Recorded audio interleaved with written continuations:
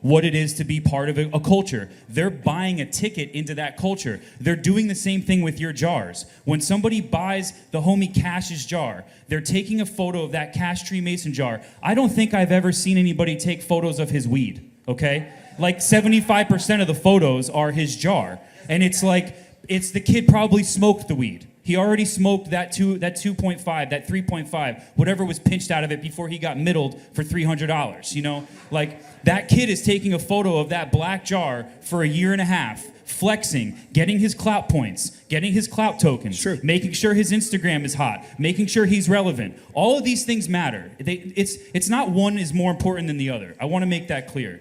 You know, the reason why I come to a lot of the hash makers and I say, let's do, recognize it'll come out. It's going to come out that you're like... You know, you can only be yourself. Yeah, it's like shooting a porn. You have to have a giant cock. Like, it's not going to... It has to be a real cock. Like, you can't get in there and, like, put your leg in front of the camera and fake that that's your cock, right? So it has to be genuine and real. How big is that microphone?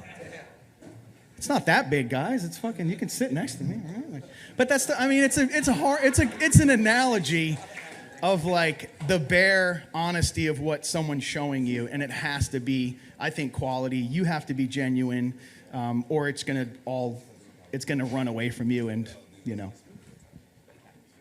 I want to be clear, he's from Southern California, I'm from Northern California. I'm not from Southern it's like California. Two different worlds. Adam, did you want to jump in? I'm from Boston. Okay. More on, like, it's great that you can shoot a basketball or make hash, but if you can't hold a conversation, people just aren't going to want to work with you. If you're a liar, people are going to figure that shit out. Yeah. And in simple anyways, words, I don't know if that matters, just but don't be a cunt. That's pretty much what it comes down to. You don't have, like, just because you make great hash doesn't mean you have to be a fucking asshole about it. Like, because I, you know, even I posted the other day, like, nothing's worse than a good hash made by a shitty person. Like, nothing's fucking worse. Like, I'll leave the jar on the table. That kind of negates everything at that point. Because A, I don't want to fucking support that asshole, first of all. And then B, I don't want that motherfucker seeing me like his shit and then tell someone like he's saying that I'm his fucking homie. I'm not your homie. Like, if we know each other, then I'll support your brand. But if you're a fucking dick and you treat your employees like shit and you treat you're constantly talking bad about other makers I'm joking about Brandon. Me and Brandon are actually friends. But when you attack other people and don't realize that makes you look like shit, you're fucking lost at that point. So, like, be honest, have integrity, run with loving kindness, and that makes, because that's really what draws people to you in the first place. That you can carry a conversation, you're articulate, they can talk to you, and you might have some information that they can use, and you can help each other out. Nothing burns me more than when you see a maker who's got, like, someone carrying his fucking rig, and he's like comes in the room, and you're like, oh. You know, and sure, the guy sells out and everyone buys the hash, but, you know, does he really love himself? That's the question. That's what I wonder. Does he really love himself, you know? It's what works for glass makers. All the pipe makers that you all follow, you know, we could go down that road. What made everybody pay? All right, T, you ready? My biggest excitement this year has nothing to do with cannabis. It's my hot sauce company. Let's go. Trippy Chili. I'm going to be leasing this 3-acre property in Southern Oregon and Illinois Valley outside of Cave Junction. And I got the guy we're just going to grow a lot of chili plants. I'm going to have a 3-acre growing plot to up my production by a lot.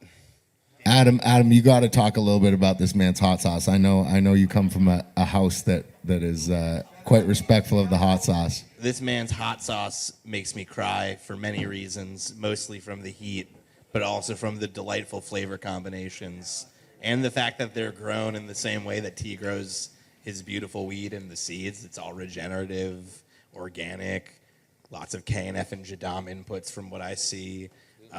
He brought the sauce up to the first melting of the heads in Bellingham. Yeah, I shamelessly pocketed one of those and brought it home for Hannah because she is our hot sauce connoisseur.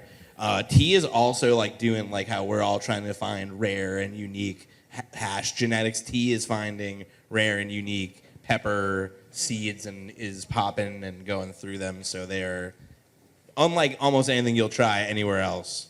The hottest hot sauce I've ever had in my life. I had to put myself back in the cold room in Washington State. No joke. It was so It's hot. Like not for the beginner. Like you should be a hot connoisseur. All right, T. What other than Trippy Chili and expanding that, which is absolutely due, and the market needs it. I'm excited in continuing the lineage of Little Lake Valley. Just trying to I'm trying to put the future of hash flavors on my own back and try to take the responsibility forward to create all this new stuff for everybody to utilize, smoke, build companies, use it as medicine, meditative purposes. I mean, whatever, like float your boat with it. You know, we need new shit. I couldn't agree more. I mean, and I think these are the guys to fucking bring it. So let's give it up for everybody on the panel here.